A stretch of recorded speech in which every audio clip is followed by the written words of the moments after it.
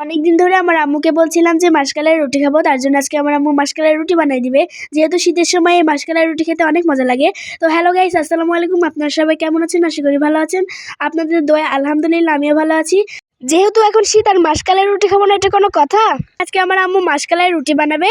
তো আমি যেহেতু জেদ করেছিলাম, তার জন্য আজকে আমার আম্মু মাসকালের রুটি বানাবে। আর মাসকালের রুটি খেতে কিন্তু আমার অনেক ভালো লাগে। আপনাদের কাছে কার কার ভালো লাগে অবশ্যই কিন্তু কমেন্টস করে জানাবেন।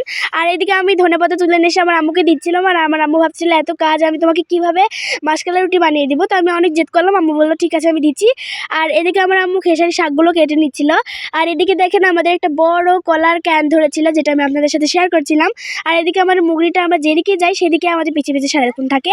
আর এদিকে আমাদের গাছে টমেটো আর সিম ধরেছিল। আর এদিকে আমাদের মাসকালের রুটি বানাতে বানাতে কিন্তু অনেক রাত হয়ে গিয়েছিল। আর এদিকে মাসকালের রুটি বানানোর জন্য আমার আম্মু সবকিছু রেডি করে রেখে দিয়েছিল। আর এখানে ছিল শুকনা মরিচ, পেঁয়াজ, রসুন, তেল, আর ছিল ধনিয়া পাতা, আর এখানে ছিল মাসকালাই আটা। আমরা যেহেতু গ্রামের মানুষ, তাই আমরা মাটির চুলে রান্না করতে অনেক পছন্দ করি। আর এদিকে আমার আম্মু সবকিছু কেটে কুটে রেখে দিয়েছিল। যাই হোক, আমার আব্বু যেহেতু অনেক আগেই মাসকালের আটাটা কিনে নিয়ে এসেছিল, তো আমার আম্মু বানাবে বানাবে করে সময় পায় না, কারণ আমার আম্মুর অনেক কাজ। তো যাই হোক, আমার আম্মু কিন্তু চুলাপাট থেকে খড়িগুলো নিয়ে এসেছিল আর জাল ধরে দিয়েছিল। আর এদিকে আমার আম্মু যে ধনিয়া পাতাগুলো ছিল সেগুলো কিন্তু একটু সিদ্ধ করে নেবে।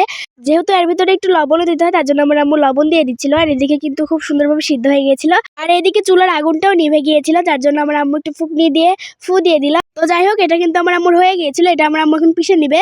আর এখানে আমার আম্মু শুকনা মরিচ, কাঁচা মরিচ দুটাই নিয়ে নিয়েছিল, কারণ শুকনা মরিচ আর কাঁচা মরিচ যদি দেওয়া হয় তাহলে অনেক ঝাল হয়, এটা স্বাদ একটু বেশি বেড়ে যায়।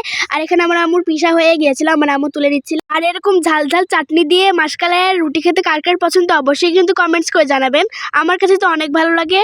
তো দেখেন আমার আম্মু এখানে কিন্তু একটু পানি নিয়ে নিয়েছিল, তার মধ্যে একটু লবণ দিয়ে দিয়েছিল। এখন আমার আম্মু মাসকালের আটাটা ভালোভাবে ছেনে নেবে। তো এখানে আমি একটু ভিডিও করে নিচ্ছিলাম, আর এটা আমার আম্মু খুব সুন্দরভাবে ছেনে নিচ্ছিল। আমাদের বাড়িতে যেহেতু আমরা বেশি জন ছিলাম না, আমার মাত্র 3 জন, আমি, আমার আম্মু আর আমার আব্বু, তার জন্য আমার আম্মু 4টা পিস করেছিল। তো যাই হোক, এই পিসগুলো আমার আম্মু খুব ভালোভাবে গোল করে নিচ্ছিল, আর এখানে একটা কাপড় নিয়ে নিয়েছিল। তো যাই হোক, এই শীতে কিন্তু আমরা প্রথমবার মাসকালের রুটি খাচ্ছি। আপনারা কি খেয়েছেন অবশ্যই কিন্তু কমেন্টস করে জানাবেন। আর এখানে আমার আম্মু চাটনি রেখে দিয়েছিল, আর এখানে আমার আম্মু মাসকালাইগুলো ভালোভাবে গোল গোল করে নিচ্ছিল। আমি যেহেতু অনেকদিন আগ থেকে আমার আম্মুকে বলছিলাম যে আমি মাসকালের রুটি খাবো, মাসকালের রুটি খাবো, তার জন্য আমার আম্মু আজকে বানাচ্ছিল। আর আপনাদের কাছে কি মাসকালের রুটি ভালো লাগে অবশ্যই কিন্তু কমেন্টস করে জানাবেন। আর এদিকে আমার আম্মু খুব ভালোভাবে মাসকালের রুটিটা বানানো হয়ে গিয়েছে। এখন আমার আম্মু যে খোলাটা আছে সেই খোলার উপরে দিয়ে দিল। আর এটাকে আমরা গ্রামের ভাষায় আমরা বলি খোলা, আপনারা কি বলেন অবশ্যই কিন্তু কমেন্টস করে জানাবেন। আর এদিকে আমার আম্মু ছুরি দিয়ে খুব সুন্দরভাবে ফুটা করে দিচ্ছিল, যাতে ভাবগুলো উপরে উঠে যায়। আর এদিকে ভালোভাবে আমার আম্মু এটা আবার উল্টিয়ে দিচ্ছিল, যাতে এই পাশটা হয়ে গেছে ও পাশটা যেন ভালোভাবে হয়ে যায়। আমরা যেহেতু গ্রামের মানুষ, আমরা সবসময় মাটির চুলে রান্না করতে পছন্দ করি। তো যাই হোক, দেখেন আমার আব্বু কিন্তু মাসকালাই রুটি খাওয়ার জন্য চলে এসেছে।